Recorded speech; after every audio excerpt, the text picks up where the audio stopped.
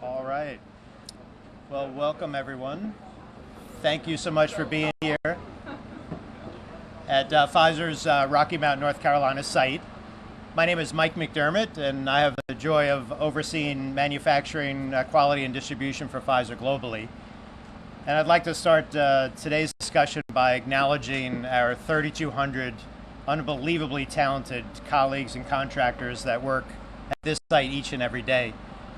They carry on an amazing legacy of 55 years of this site producing high-quality sterile injectables for the U.S. hospital system and for countries around the world. So I couldn't be more thrilled for the work that they do every day. I also want to, of course, thank the emergency responders that have jumped to the need here in Nash County, in Rocky Mount, and here at the Pfizer location. You all do amazing work every day. You put your lives at risk to help others, and we're so grateful that you're here helping us today and for the days to come. And of course, I'm thrilled to welcome and thank all the elected officials from local, county, state, federal government that has reached out to us over the current days and coming days to support us in any way we can. We're incredibly lucky to be located here in North Carolina, where we have a rich source of talent, we have incredible infrastructure, and we have the best support that we could imagine. And we're going to lean on those friendships and partnerships and support over the coming months as we look forward to making the repairs to this facility and beginning production as soon as possible. So with that, I'm thrilled to introduce our CEO, Albert Bourla. Albert? Thank you. Thank you, Mike, and good afternoon, everyone. A devastating tornado touched down here in the community of Rocky Mount in North Carolina, a town of more than 50,000 hardworking people, and a town where we have one of our best facilities here in the U.S., with more than 3,200 local people working, as Mike said, day in and day out. I start by saying thank God. Thankfully, our warning system worked well, and none of these 3,200 people that were there was injured, or of course seriously injured. And the facility, they were able to go to shelter. The system worked very well, and we are very fortunate not to worry about human pain here. And also we are very inspired to see how this community is pulling together. I spoke with a lot of people, and they are pulling together to pick up the pieces and move forward with their lives after something very important happening here. I'm here today with some of our team members to lead our efforts and to speak and understand and assess the situation. We are dealing with a big disaster here in terms of damages, but our team has performed heroic acts. And for example, during the pandemic, this is the team that their ingenuity and hard work, along with the most advanced science, allowed them to ramp up productions 5-7 times so that they will meet the demand of the people that were going to the hospitals at that time because of COVID. And they are the same people that did this, and they are the same people that are now asked to come back and rebuild what nature destroyed, so that no American will feel the lack of a medicine, of a life-saving medicine in the hospitals, because they are needing them. We are committed to do all we can to help our colleagues, this site, and let me share some of the details of what we are doing. Let me start with our colleagues.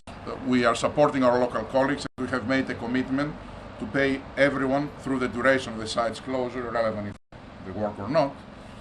We also have several assistance programs in place, including wellness staff and disaster recovery services for all our employees. Second, of course, we want to support the community. We are making financial donations to two organizations here, the American Red Cross of North Carolina and United Way, Tar River region. And we have also put in place one-to-one matching donation programs for colleagues around the world to support these organizations, and then Pfizer will match everything that they will contribute in addition to what we are giving directly. Now let me focus on what we are doing to get the site up and running as quickly as possible. This is a very, very important site. 90% of the production of the site is utilized in the United States. So it's a very, very highly useful and important facility for the US healthcare system. 8% of the sterile injectable medicines that are used in US hospital in the country, including critical anesthesia, analgesia, therapeutics, anti-infectives, neuromuscular, etc., are coming from here. So we have a monumental task in front of us to make sure that we will bring back to normality everything so that people will not feel the pain because of the lack of important medicines. We have been in very close contact with state, local and federal officials, many of whom are with us today, and we're also working in close coordination with the FDA. I spoke several times with the commissioner myself, and we keep talking about it. I want to thank them for their partnership. I spoke with the governor, and he sorry he can't be here in person today, but he has offered all the support we need so that we can turn these things around. There are crews right now on site working to restore power. It's extremely important for a manufacturing site like that. You know that without power, you can't maintain the right temperatures with these buildings, which are extremely important to be able to maintain what they are built to do, to fill in sterile way. It's extremely important to be able to restore that. Also, we have engineers that they are now assessing the structural integrity of the buildings. It appears that most of the damage is sustained at the site where was our warehouse. So the facility that they are producing doesn't seem that they have suffered any damage as a result of the hurricane. The issue over there would be that there is in manufacturing sites like them, you cannot turn on and off switch like that. If the switch is off because you are forced, because power is out, you need time to be able to get this up and running. And this time is not in days, it's in weeks. So, but we are starting now, immediately. Currently, we do not believe that there has been any main damage to our production site. Now, the warehouse, where it was almost completely destroyed, at least the part, not the safety vault, but at least the main warehouse, stores raw materials that are needed so that we can produce, packaging supplies, for example, vials, syringes that are needed so that we can produce the goods. Finished medicines that were awaiting here, quality release. After we finish our manufacturing of these products, we don't send them to patients before we complete a set of quality tests. So as they were waiting for the release of these tests, unfortunately, hurricane hit and they were destroyed. Of course, we are moving full speed to bring this manufacturing plant into action again, but we are exploring alternative manufacturing locations, including here our facility in Sanford, in North Carolina, while this site is still ramping up their production. Look, I have to say that clearly nature is strong, is powerful, but so too is human ingenuity and human spirit. And a great deal of work needs to be done here, but I want to assure all that we are committed. We will do it, we will bring things back to order, and we're working in lockstep with many of you here today. And I want to thank you for the support that you offer, and I'm sure we will receive as we are every day receiving when we need you. So with that, let me close by thanking our colleagues here for their resilience, and let me assure you that we will do all we can to support you in your time of need. And I would like to invite a few of our guests to say a few words, starting with Representative Davis, please. Thank you.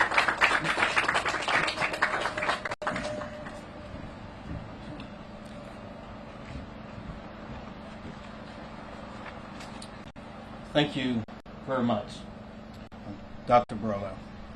And to this community, we have the mayor and members of the mayoral team, the city team that's here, to former colleagues of the General Assembly. Also, we have cabinet members that are here today. Thank you for being here, Secretary, both secretaries, and the Attorney General. I would say when I look around and think about the Pfizer family, wow, they're resilient. When I heard about the weather conditions the other day and the devastation here at Pfizer, my heart immediately went out to the families. We're grateful there were no fatalities. And thank God for the first responders and the local officials who have led the way. My thoughts and prayers remain with the Pfizer team, the employees and their families, and others too in this city while we're here that have been impacted. I was here just a few weeks ago speaking to business owners, trying to see how we could help. Mike, we were in the office talking about coming here to Pfizer, looking at how we could help continue to position Pfizer. And I would not have imagined that we would be returning this soon in this way. So please know that I will do everything within my power to assist, because the success of our businesses, the success of Pfizer is crucial to Eastern North Carolina's future. We are resilient, and we will help restore this facility as quickly as possible. And I'm committed to working with our federal, state, and local partners to do just that. As cleanup is upon us, I understand the vital role Pfizer plays, not only in this community, but across Eastern North Carolina, our state, America, and this world. Dr. Bourla, please continue to let me know what your needs are so that we can help as quickly as possible. I'm not just here today, but please know that I will continue to be with you in support. May God bless you, this community, and at this time, I recognize our State Commerce Secretary, Michelle Saunders.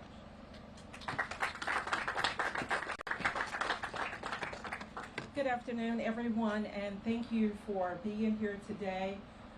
It's an unfortunate time, but yet it is a time to reflect and focus on the strength of North Carolina and the strength of an industry that truly has saved lives, continues to save lives, and change lives. Yesterday, Secretary Buffalo and I were in the community.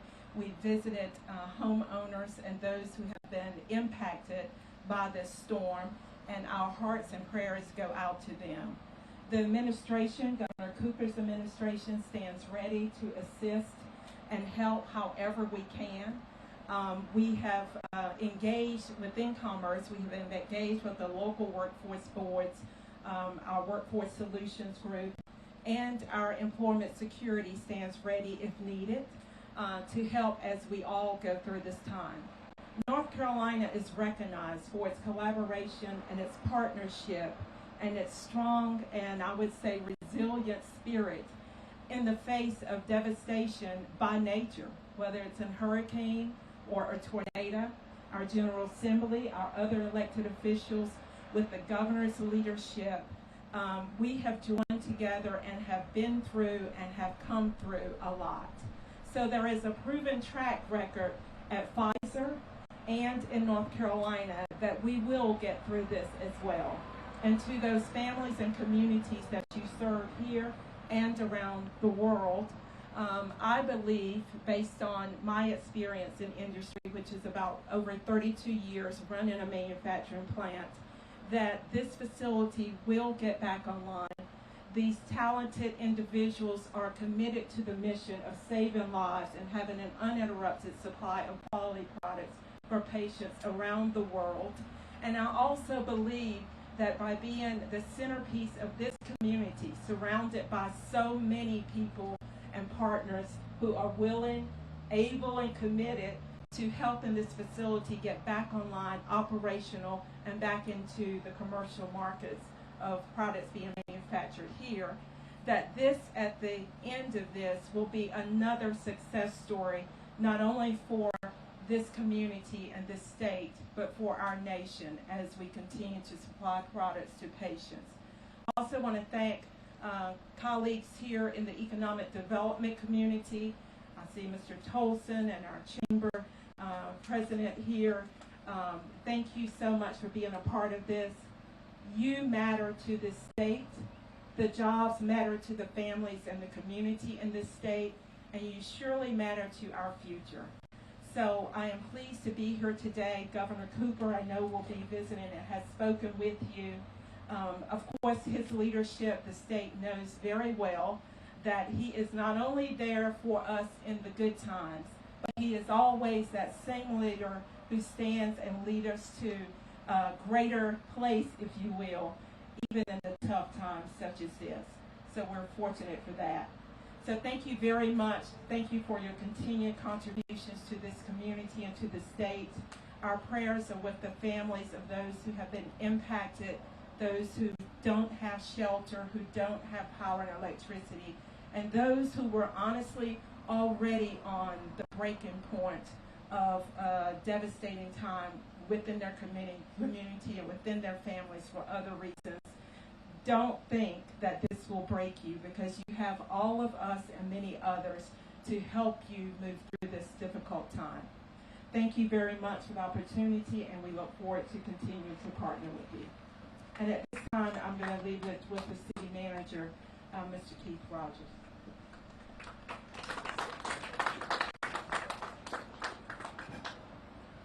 Well, good afternoon, everyone.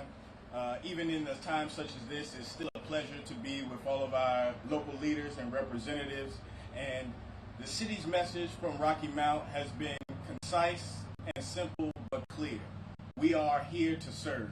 So to our Pfizer family, we stand prepared and ready to assist in whatever recovery efforts are needed to ensure that the plan is up and running as quickly as possible. And in the interim, anything that we can do to assist your operations and assist in that recovery, we are certainly prepared to do so. And again, as always, our thoughts and our prayers are with all those that have been impacted by the events this week, and we look forward to a successful reopening of our facilities and getting through this together. So thank you.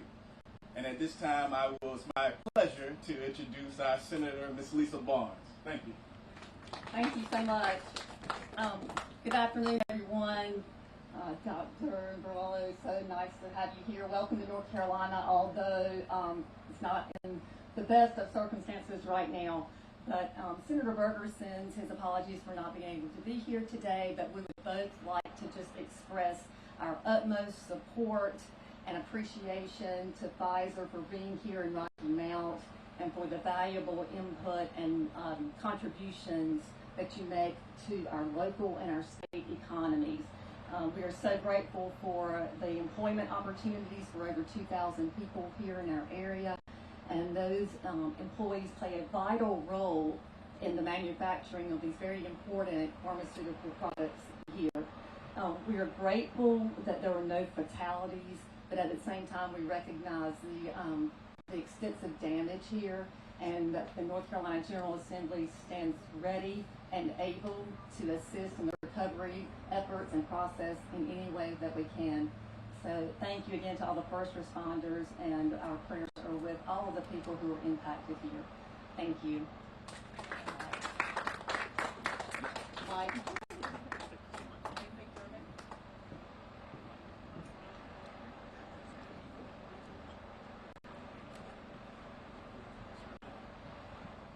Well, thank you all so much. We're going to conclude, Amy, with some Q&A. Yes, and I'll ask Amy Rose to coordinate for us. So, Matthew. Thank you.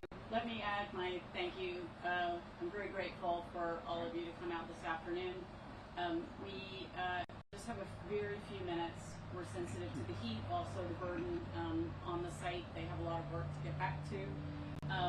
But we are going to allow members of the media to ask one question, and they, can pose it to our speakers about the damage, the current situation, or the planned recovery efforts.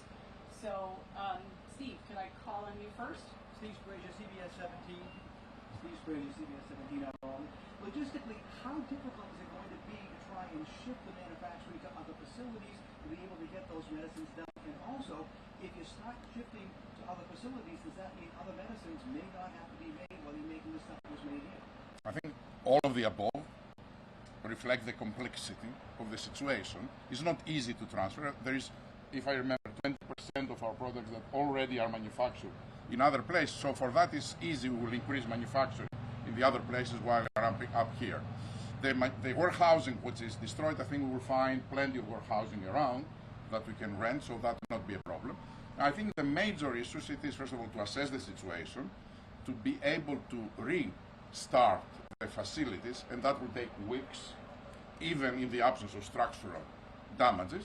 As I said, because we need to maintain the sterile nature of these operations, and then, of course, to find all the materials and repurchase the materials that were destroyed, because you need glasses, for example, to vials to be able to pack. So, you want to add something on that, Mike? The only thing I would add is all our suppliers have been contacted. All the materials that were in the warehouse have already been reordered. We've had incredible support from the industry, from other industry partners, from our suppliers, and we're confident that we have the goods flowing in again as quickly as possible. Is that stuff, the stuff that was destroyed, is that considered a biohazard? It is not. The materials that are contained within the building right now are safe and secure, and we don't have any concerns in terms of their toxicity. Yep. Mark, can I call on you next? What specific medicines are in that facility, and what kind of shortages could we expect of those kind of drugs? We are assessing the situation. I don't think that we know right now what type of shortages we may have. Right now, there are at least 6 weeks of inventory out there in the channel, so I don't think we'll see anything in the next, let's say, few weeks. What type of medicines here? We have analgesics, we have anesthetics, we have anti-infectives. What else we have? Vitamins. Micronutrients. Yeah, micronutrients. So this type of medicines, and of course we have a very big part of the emergency kit in the emergency rooms, in the carts that exist in every emergency room right now in the U.S. A lot of the injectables that they're having over there are made here.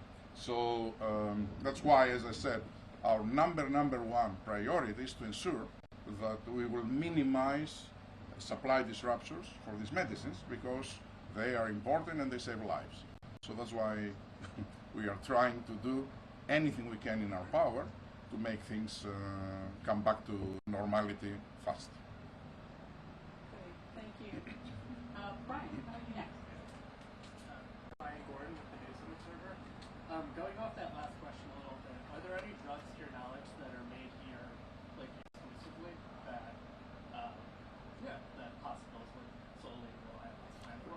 There are several medicines that are made here exclusively, and they're not made otherwise in the Pfizer network.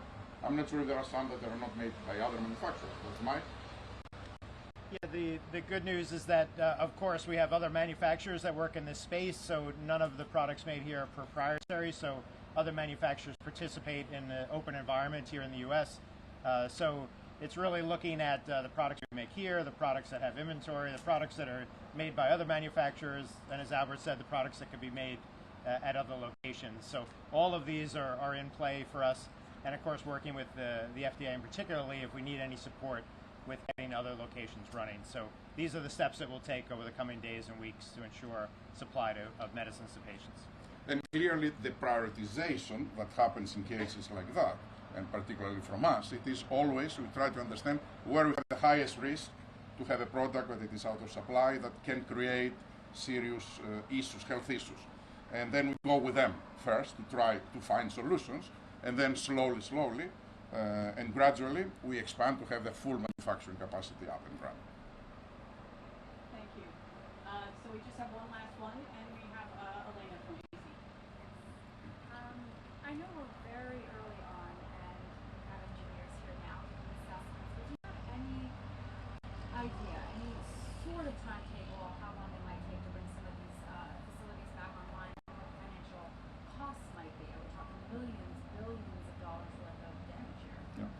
I asked the question of when we can have these facilities up and running, and as Mike very prudently told me, we need to assess well the situation. It's a serious answer, so that affects a lot of public health, so we need to make a very, very careful assessment, and we will answer that when we have.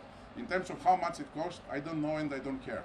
This is not at all, right now, one of the variables. The only variable it is that the corporate reputation of Pfizer is so important. I don't want anyone to feel that we didn't do everything we could to bring medicines that are life-saving to people humanely possible.